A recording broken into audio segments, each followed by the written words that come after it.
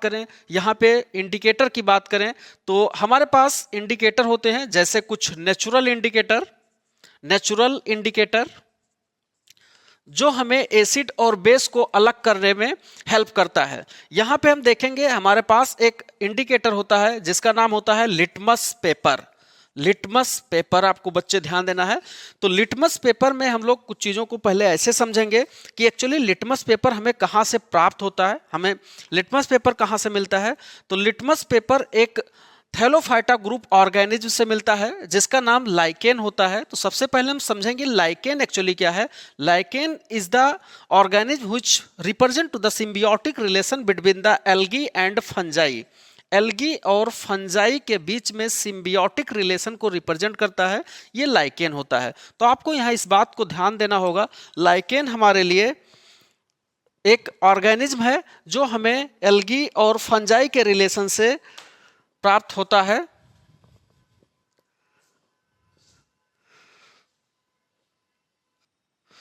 तो हमारे पास एक ऑर्गेनिज्म है लाइकेन। तो लाइकेन हमें क्या देता है, लाइकेन हमें लिटमस पेपर देता है। लिटमस पेपर यहाँ क्या है, लिटमस पेपर एक प्रकार का इंडिकेटर है, ये हमें इंडिकेटर का वर्क करेगा। तो चलो हम देखते हैं कि एसिड के एक्सपोज से ये किस प्रकार का कलर रिप्रेजेंट करता है। तो यहाँ हम लोग पहला कैरेक्टर एसिड का पढ़े जो H+ आयन रिलीज करता है, टेस्ट के आधार पे सॉर टेस्ट का होता है। दूसरी चीज अगर हम लोग बात करें कि ये लिटमस पेपर किस कलर पे चेंज होता है, तो लिटमस पेपर अगर हमारे पास ब्लू कलर का है, ये अगर ब्लू कलर का है तो एसिड डालने से ये रेड कलर में कन्वर्ट हो जाएगा। अब आपको ध्यान देना है, अगर हमारे पास ब्लू कलर का लिटमस पेपर है, यहां पे अगर हम लोग एसिड को एक्सपोज करते हैं तो ये एसिड डालने के बाद रेड कलर में कन्वर्ट हो जाएगा। तो हम लोग तीन चीज देखें यहां पे, मतलब there are 3 indicator that indicate the acid. It is acid. Acid release the H+ ion. It is sour in taste. It convert the blue color of litmus paper into the red color. Next one अगर हम लोग बात करें, next जाएंगे acid के साथ साथ अगर हम लोग बात करें कि एसिड कितने प्रकार का होता है, तो यहाँ पे हम लोग एसिड को डिवाइड करेंगे। अगर हम लोग क्लासिफिकेशन की बात करें तो जो एसिड है ये 2 पार्ट में डिवाइड होता है। एक होता है स्ट्रॉन्ग एसिड, ध्यान देना है आपको ध्यान देना होगा, स्ट्रॉन्ग एसिड, और एक होता है वीक एसिड। तो इन चीजों को हमको समझना है, स्ट्रॉन्ग एसिड और वीक एसिड। यहां पे मैंने एसिड को क्लासिफाई कर दिया है 2 कैटेगरी में, पहला स्ट्रॉन्ग और दूसरा वीक। एक्चुअली स्ट्रॉन्ग एसिड वे एसिड होते हैं जो अपने आयनों में फुली डिसोसिएट हो जाते हैं। तो हम यहां बात करेंगे फुली डिसोसिएट होने का, फुली डिसोसिएट होने का, ये अपने आयनों में पूर्ण रूप से डिसोसिएट हो जाते हैं। जबकि वीक एसिड पार्शियली डिसोसिएट करता है, partially dissociated into their ions. यहां ध्यान देना है हमें, हम लोग एसिड को कैटेगराइज कर दिए हैं स्ट्रॉन्ग एसिड और वीक एसिड। स्ट्रॉन्ग एसिड और वीक एसिड में बेसिकली ये डिफरेंस है कि स्ट्रॉन्ग एसिड अपने आयनों में फुली डिसोसिएट हो जाता है, जबकि वीक एसिड अपने आयनों में फुली डिसोसिएट नहीं होता है। अगर हम एग्जांपल की बात करें तो स्ट्रॉन्ग एसिड जो होता है वो सभी मिनरल एसिड होते हैं, मिनरल एसिड।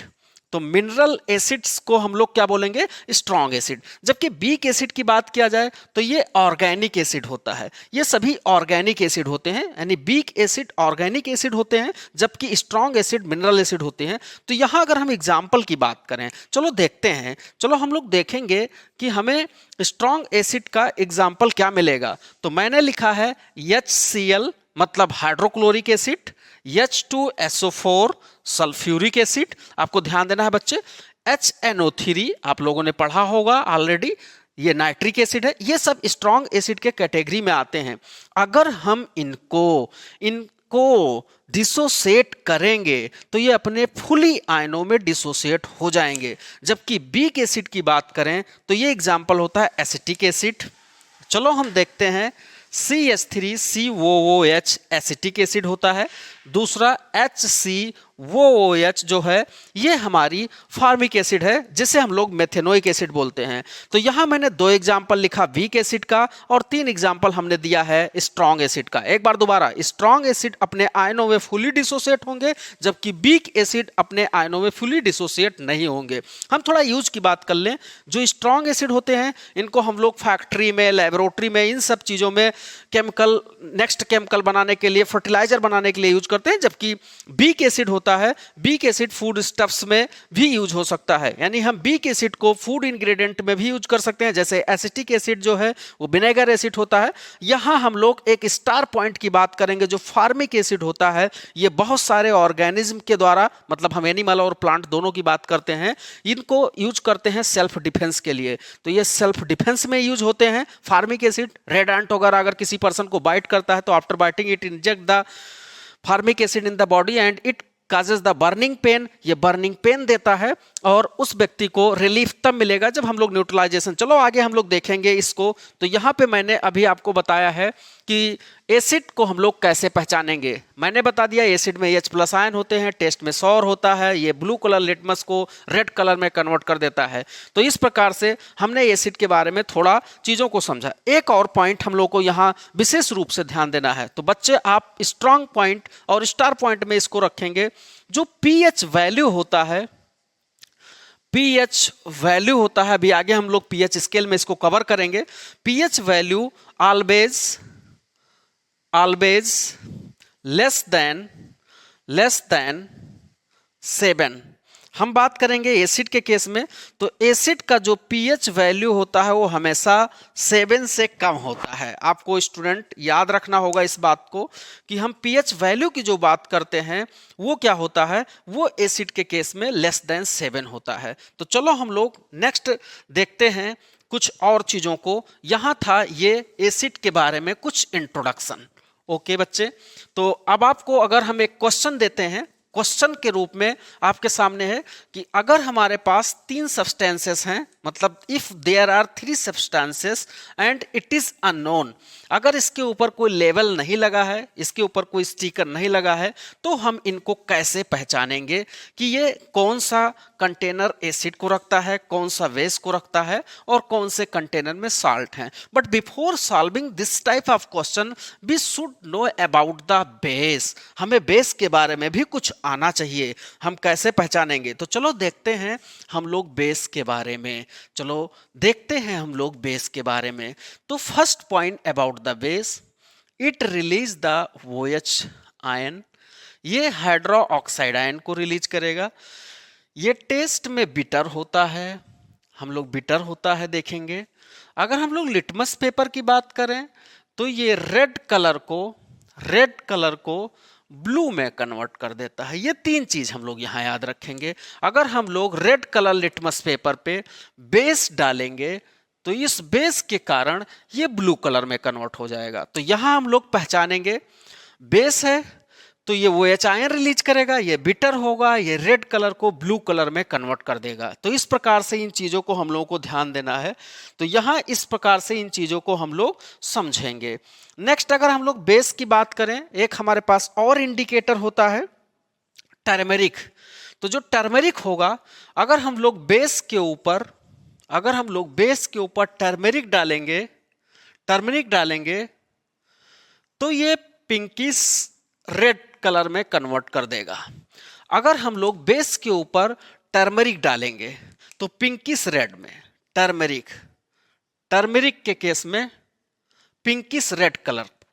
तो यहां हम लोग सीखे कि base OH ion, bitter, red colour को ब्लू कलर में लिटमस पेपर के केस में, और अगर हम लोग बेस के ऊपर टर्मरिक डालेंगे तो ये पिंकिश रेड कलर में कन्वर्ट कर देगा। तो ये कुछ बेस के बारे में हम लोग क्या किए, आपको बताया कि हम लोग कैसे पहचानेंगे। अब यहाँ एक क्वेश्चन है कि हमारे पास कुछ ऐसे 3 कंटेनर्स हैं, first container, second container and next third, जिसमें कोई अननोन सब्सटेंसेस रखे हुए हैं। हम लोग इनको कैसे पहचानेंगे? अगर इस पे कोई चीज लेबल नहीं किया गया है, अगर इसमें नेम हम लोग नहीं दिए हैं, तो हम इनको कैसे पहचानेंगे कैसे कि किसमें एसिड है, किसमें बेस है? तो इस प्रकार के क्वेश्चन को आप कमेंट सेक्शन में जरूर बताएंगे। आप कमेंट सेक्शन में आप बताएंगे कि हम किस प्रकार से कंटेनर को समझाएंगे कि किस कंटेनर में एसिड है, किस में बेस है और किस में साल्ट है। तो स्टूडेंट ये आपके लिए क्वेश्चन है, आप कमेंट सेक्शन में इसका आंसर देंगे, हम जरूर रिप्लाई करेंगे। ओके बेटा, माय डियर स्टूडेंट्स, इस क्वेश्चन का आंसर हमें मिलना चाहिए, आप लोग श्योर बताएंगे। चलो हम लोग देखते हैं थोड़ा सा और पीएच स्केल के बारे में। What is pH scale? PH scale, pH scale एक सिंपल स्केल है जिसपे कुछ न्यूमेरिकल वैल्यू ड्रा करना होता है हमको, और इस प्रकार से इस पे कुछ न्यूमेरिकल वैल्यू होती हैं, जिसमें एक पॉइंट होता है मिड पॉइंट जहां 7 आता है, और उसके बाद 7 से ऑनवर्ड मतलब 8, 9, 10, 11, 12 ऐसे, और 13 नेक्स्ट 14 होता है। इधर अगर हम बात करेंगे 6, 5, 4, 3, 2, 1, बिलो द 1 आल्सो, ये हम लोग ध्यान देंगे। मिड पॉइंट जो होता है ये सिंपल पीएच स्केल होता है। ये अगर हम लोग बात करें 25 डिग्री सेल्सियस पे, तो पीएच वैल्यू जिसकी 7 होती है वो हमें न्यूट्रल देता है, ये न्यूट्रल होता है, न्यूट्रल होता है। लेकिन अगर हम लोग 7 से ऑनवर्ड जाएंगे तो ये बेसिक चीजें हमें देंगे, और अगर हम लोग 7 से डाउनवर्ड यानी बिलो आएंगे तो ये एसिडिटी को रिप्रेजेंट करेगा, एसिडिटी को रिप्रेजेंट करेगा। अब हम लोग को ध्यान देना है स्टूडेंट, आपको ध्यान देना है, pH scale is a simple scale which measure the acidity of ये सब्सटेंस। किसी भी सब्सटेंस के बारे में ये क्या करता है, मेजर करता है कि ये सब्सटेंस कितना एसिडिक है या बेसिक है। लेकिन यहाँ एक और क्वेश्चन बनता है, what is the meaning of pH? तो बच्चे आपको याद रखना है, पीएच का मतलब होता है power of hydrogen ion concentration, power of hydrogen ion concentration. Hydrogen ion के कंसंट्रेशन को मेजर करके किसी सब्सटेंस की एसिडिटी और बेसिसिटी को पता लगाया जा सकता है। एक मेजर रिलेशन हम यहाँ पे आपके सामने रखेंगे, जो पीएच वैल्यू होता है, पीएच वैल्यू होता है वो इनवर्सली प्रोपोर्शनल एसिडिटी, एसिडिटी यानी किसी सब्सटेंस का पीएच वैल्यू जितना अधिक होगा उस सब्सटेंस की एसिडिटी उतनी कम होगी। तो यहाँ पे हमको ध्यान देना है, ये जरूर हम लोग ध्यान देंगे कि पीएच वैल्यू जो है वो एसिडिटी का इनवर्सली प्रोपोर्शनल होता है। जिस सब्सटेंस की जितनी ज़्यादा पीएच वैल्यू होगी उसकी एसिडिटी उतनी कम होगी। लेकिन अगर हम लोग इसी सब्सटेंस को और अधिक और आगे जोड़ें तो ये डायरेक्टली प्रोपोर्शनल होगा basic strength, basic strength, basic strength यानी बेसिक स्ट्रेंथ जो है वो directly proportional to the pH value. If the pH value increases then the basicity of the substances increases. तो यहाँ मैंने इसके बारे में थोड़ा आपको बताया। पीएच का मतलब होता है power of hydrogen ion concentration, यानी हाइड्रोजन आयन कंसंट्रेशन के मेजर करने को हम लोग पावर की अगर हम लोग बात करते हैं तो उसको हम लोग बोलते हैं power of hydrogen ion concentration, जो हमें पीएच स्केल में यूज होता है। तो यहाँ पे मैंने एक आपको नेक्स्ट क्वेश्चन दिया जिसमें आपको ये देख के बताना है कि अगर किसी सब्सटेंस का पीएच वैल्यू अधिक है तो उसके एसिडिटी पे क्या फर्क पड़ेगा, या एसिडिटी उसकी क्या होगी। पीएच वैल्यू मोर है तो उसकी एसिडिटी लेस होगी। ओके बच्चे, तो यहाँ तक आई होप आप समझे होंगे। हम लोग मेजर इस चैप्टर में ध्यान देंगे केमिकल रिएक्शन, कितने प्रकार के और कौन कौन से केमिकल रिएक्शन होते हैं जो कि बहुत ज़्यादा इंपॉर्टेंट है हमारे लिए। तो यहाँ पे हम लोग ध्यान देंगे केमिकल रिएक्शन।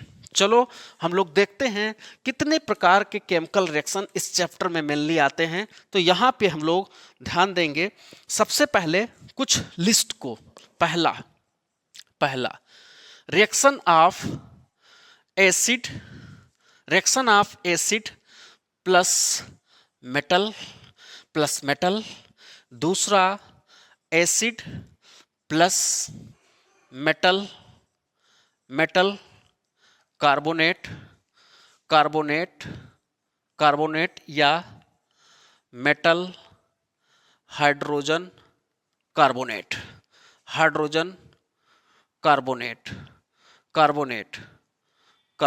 आपको ध्यान देना है। Third one acid plus base. आपको बच्चे मैं वन शॉर्ट वीडियो में complete revision of acid base salt chapter का लेके आया हूं, जहां से आप बोर्ड में फुल मार्क्स ऑब्टेन कर सकते हैं। इस पूरे वीडियो को देखने के बाद ये आपको कंप्लीट रिवीजन लेके आया है एसिड बेस साल्ट के बारे में। तो यहां मैंने बताया in this chapter acid produce mainly 3 types of reaction, जिसमें हम लोग एसिड प्लस मेटल का reaction, acid plus metal carbonate and या metal hydrogen carbonate, acid plus base. तो हम लोग पहला चेक करते हैं, चलो देखते हैं।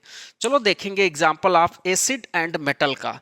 तो कोई एसिड जब मेटल से रिएक्शन करेगा तो हमें प्रोडक्ट में salt plus hydrogen gas evolve होगा, हमें salt plus hydrogen gas obtain होगा, हमें प्राप्त होगा।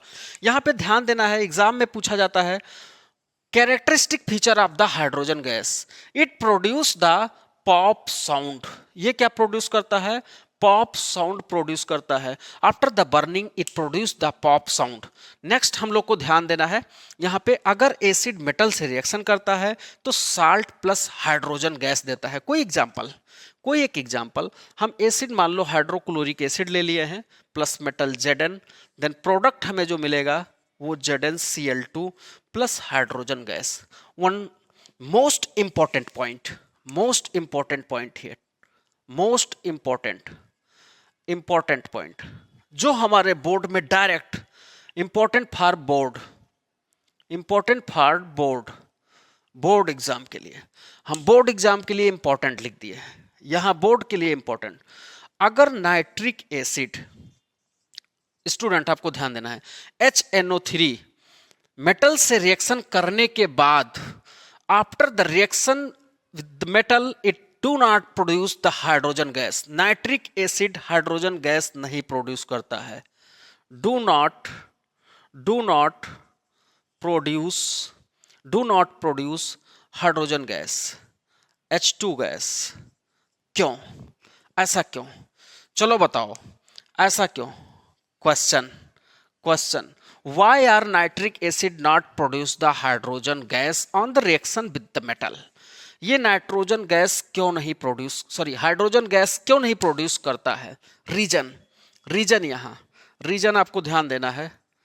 रीजन ये है कि ये जो नाइट्रिक एसिड है, ये रीजन हमें ये मिला कि जो नाइट्रिक एसिड है ये स्ट्रॉन्ग रेड्यूसिंग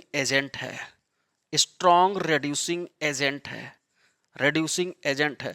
लास्ट वीडियो में मैंने आपको जरूर बताया है कि रेड्यूसिंग एजेंट क्या होता है। आप उस वीडियो को कमेंट सेक्शन में जाके देख सकते हैं, हम कैसे पहचानेंगे कि रेड्यूसिंग एजेंट किसी रिएक्शन में कौन होता है। तो मैं थोड़ा आपको जरूर बताऊंगा कि नाइट्रिक एसिड एक स्ट्रॉन्ग रेड्यूसिंग एजेंट होने के कारण यह हाइड्रोजन गैस रिलीज नहीं करता है, do not produce the hydrogen gas on the reaction with the metal. ये स्ट्रॉन्ग रेड्यूसिंग एजेंट है, ये हाइड्रोजन गैस को रिड्यूस कर देता है वाटर में। आपको ध्यान देना है बच्चे, हाइड्रोजन गैस को ये वाटर में प्रोड्यूस कर देता है, वाटर में चेंज कर देता है। तो on the reaction with the metal nitric acid do not produce the hydrogen gas because it is strong reducing agent. ये आपके बोर्ड में यही ऑप्शन में मिलेगा, यही आपको क्लिक करना होगा। स्ट्रॉन्ग रेड्यूसिंग एजेंट क्या होता है बेटा? Strong reducing agent. लेकिन यही हमारा क्वेश्चन खत्म नहीं हुआ, यही हमारा क्वेश्चन और कॉन्सेप्ट आपको आगे ध्यान देना है। ध्यान देना ये बात है कि अगर हमारे पास if nitric acid react with manganese and magnesium Mg, it produce hydrogen gas. आपको ध्यान देना student, very important point, VVI। If nitric acid react with the Mn and Mg, manganese and magnesium, it produce the hydrogen gas। Last year board exam में यह question पूछा है, last year board में यह question पूछा गया है, तो यहां आप जरूर ध्यान देंगे। It is very important for you for cracking the board exam and obtaining the maximum and maximum marks. तो मैक्सिमम परसेंटेज बनाने के लिए इन चीज़ों को हम लोग ध्यान देंगे थोड़ा सा। तो इस प्रकार से मैंने आपको बताया कि अगर मेटल और एसिड का रिएक्शन होता है तो प्रोडक्ट में हमें क्या मिलता है। यहाँ नाइट्रिक एसिड के बारे में मैंने कुछ इंपॉर्टेंट पॉइंट बनाया। Nitric acid generally all metal से रिएक्शन करने के बाद हाइड्रोजन गैस रिलीज नहीं करता है, लेकिन बच्चे यही नाइट्रिक एसिड अगर मैग्नीज और मैग्नीशियम से रिएक्शन करता है तो यह हाइड्रोजन गैस रिलीज करता है। यही एग्जाम्पल के रूप में, यही ऑप्शन के रूप में आपके एग्जाम में पूछा जाएगा। मैग्नीज और मैग्नीशियम को जरूर याद रखेंगे, आप लोग जरूर याद रखेंगे। चलो बच्चे, हम लोग नेक्स्ट देखते हैं एसिड और मेटल कार्बोनेट के बीच जब रिएक्शन होगा तो क्या होगा। तो हम लोग यहां पढ़ेंगे सेकेंड केमिकल रिएक्शन। आज हम लोग यहां देखेंगे सेकेंड केमिकल रिएक्शन। चलो देखते हैं। तो नेक्स्ट है हमारा रिएक्शन जिसमें हम लोग एसिड का रिएक्शन कराएंगे। एसिड का रिएक्शन हम लोग मेटल या मेटल हाइड्रोजन कार्बोनेट से हम लोगों को पढ़ना है। तो हम लोग यहाँ देखेंगे कि जब भी ये मेटल हाइड्रोजन कार्बोनेट से रिएक्शन करता है तो क्या मिलता है। चलो बच्चे फटाफट हम लोग करते हैं दूसरा क्वेश्चन। दूसरे टाइप्स ऑफ केमिकल रिएक्शन को यहाँ ध्यान देंगे जिसमें हम लोग एसिड का रिएक्शन मेटल कार्बोनेट से कराना है। चलो देखते हैं, चलो देखेंगे।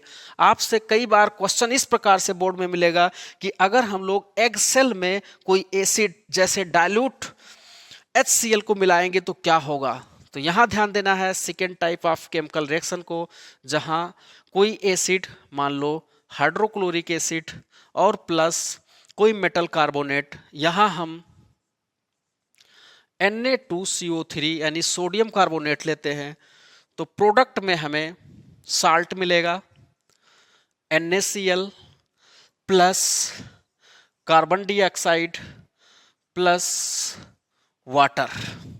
ध्यान देना है, प्रोडक्ट में अगर एसिड मेटल कार्बोनेट से रिएक्ट करता है तो साल्ट, कार्बन डाइऑक्साइड और वाटर हमें मिलता है।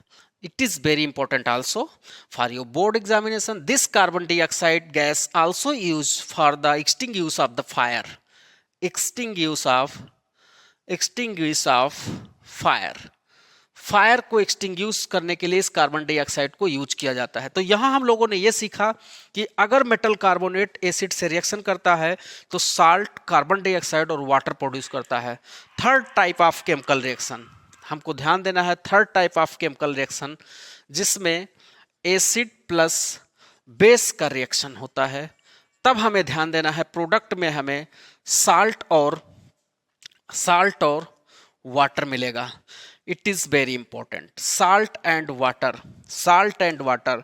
तो हम लोगों ने ये सीखा कि अगर हमारा एसिड और बेस का रिएक्शन होता है, जैसे यहां हम लोग कोई एसिड ले ले, मान लो H2SO4 है प्लस बेस में NaOH हमने ले लिया है, तो हमें प्रोडक्ट में क्या मिलेगा। प्रोडक्ट हमें मिलेगा Na2SO4 sodium sulphate plus water. Student, it is clear on the board after the reaction between the acid and base we can obtain the salt and water. हमें salt और water मिलता है, हम बात करेंगे। तो यहाँ पे हम लोग ने इसको बनाया सोडियम सल्फेट। ये सोडियम सल्फेट है और ये वाटर है। On the reaction between the acid and base हमें साल्ट और वाटर मिलता है। बहुत इंपॉर्टेंट, यहाँ एक चीज ध्यान देना है, the above reaction is known as neutralization reaction। ये न्यूट्रलाइजेशन रिएक्शन होता है, आपको ध्यान देना है, न्यूट्रलाइजेशन रिएक्शन। इसी प्रकार के रिएक्शन को जब हमारे बॉडी में कोई रेड एंट या स्कॉर्पियन, बिच्छू वगैरह अगर हमारे बॉडी में इंजेक्ट करते हैं कुछ एसिड को, जैसे हमारे बॉडी में फार्मिक एसिड इंजेक्ट करेंगे तो आपको डॉक्टर के द्वारा रिकमेंड किया जाता है कि उस स्थान पे बेस को अप्लाई करिए, because they neutralize the effect of the acid. हमारे बॉडी में आपको ध्यान देना है, अगर हम लोग कुछ अधिक स्पाइसी फूड सब्सटेंस को ईट करते हैं और ओवरडोजेज होता है तो एसिडिटी क्रिएट होता है, उस केस में मिल्क ऑफ मैग्नीशिया जैसे बेस को यूज किया जाता है फॉर द न्यूट्रलाइजेशन। तो अब यहाँ पे हम लोग ध्यान देंगे, यहाँ पे हम लोग ध्यान देंगे कुछ साल्ट के बारे में, मच मोर। तो यहाँ हम लोग साल्ट के बारे में कुछ और सीखेंगे। एक्चुअली जो साल्ट है ये क्या है, ये हम लोग ध्यान देंगे। तो जो साल्ट है, वो साल्ट की अगर हम बात करें तो ये प्रोडक्ट होता है reaction of acid and base. Acid और बेस के रिएक्शन का प्रोडक्ट होता है। तो यहाँ हमें सीखना है साल्ट के बारे में कुछ और। साल्ट कितने प्रकार के होते हैं, अभी तक बच्चे हमारे पढ़े होंगे आप लोग, आपको मोस्टली पता होगा कि साल्ट जो होता है वो हमेशा न्यूट्रल होता है, लेकिन ऐसा नहीं है कि साल्ट हमेशा न्यूट्रल हो। साल्ट जो है वो एसिड और बेस के बीच का प्रोडक्ट है। तो ये साल्ट एसिडिक भी हो सकता है, साल्ट बेसिक भी हो सकता है और साल्ट न्यूट्रल भी हो सकता है। चलो देखें हम लोग कि ये किस प्रकार से ऐसा होता है, कैसे साल्ट एसिडिक हो सकता है और कैसे साल्ट बेसिक हो सकता है, और न्यूट्रल की हम बात करेंगे। चलो देखते हैं। हम ये बताए हैं कि जो साल्ट है ये एसिडिक भी हो सकता है, एसिडिक भी हो सकता है, ये बेसिक भी हो सकता है बच्चे, और ये न्यूट्रल भी हो सकता है। न्यूट्रल भी हो सकता है, वेरी इंपॉर्टेंट फॉर यू, इसको ध्यान देना है, इसको ध्यान देना है। तो कोई एसिडिक साल्ट तब होगा, यहां पे ध्यान देना पड़ेगा आपको, जब ये strong acid, strong acid, strong acid plus weak base के बीच रिएक्शन करेगा। अभी हम लोग जस्ट कुछ देर पहले पढ़े हैं कि अगर एसिड और बेस रिएक्ट करता है तो साल्ट बनाता है। यहां मैंने स्ट्रॉन्ग एसिड ले लिया और वीक बेस ले लिया, तो जो साल्ट बनेगा वो एसिडिक बनेगा। दूसरा, हमें अगर बेसिक साल्ट मिलता है तो जस्ट इसका reverse, strong base plus weak acid के बीच रिएक्शन होगा तो जो साल्ट बनेगा वो बेसिक बनेगा। लेकिन अगर हम लोग न्यूट्रल की बात करें तो यहां ध्यान देना होगा, अगर strong acid plus strong base reaction करता है या वीक एसिड, इधर ध्यान देंगे आप लोग, वीक एसिड या वीक बेस रिएक्ट करता है, चाहे दो स्ट्रॉन्ग लोग लड़े या दो वीक लोग लड़े, प्रोडक्ट तो वही होगा, प्रोडक्ट वही होगा, यानी यहां न्यूट्रल साल्ट होगा। अब हमारे सामने एक और बेहद इंपॉर्टेंट कि हम एग्जाम्पल लिखें, हम कुछ एग्जाम्पल लिखें कि एसिडिक साल्ट कौन से होंगे। तो हम लोगों को AlCl3 को याद रखना है, ये एसिडिक साल्ट होता है। AlCl3 को याद रखना है आप लोगों को, एसिडिक साल्ट में आएगा। आपको बहुत अच्छे से समझ भी आना चाहिए, एसिडिक साल्ट में हमने AlCl3 को बताया है। आप लोग को बच्चे इसको तैयार रखना होगा।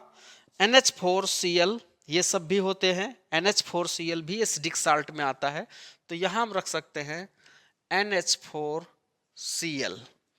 अगर हम लोग बेसिक साल्ट की बात करें, बेसिक साल्ट आप लोगों ने ये सीखा है कि अगर स्ट्रॉन्ग बेस और वीक एसिड आपस में रिएक्ट करते हैं तो हमें जो साल्ट मिलता है वो बेसिक मिलता है।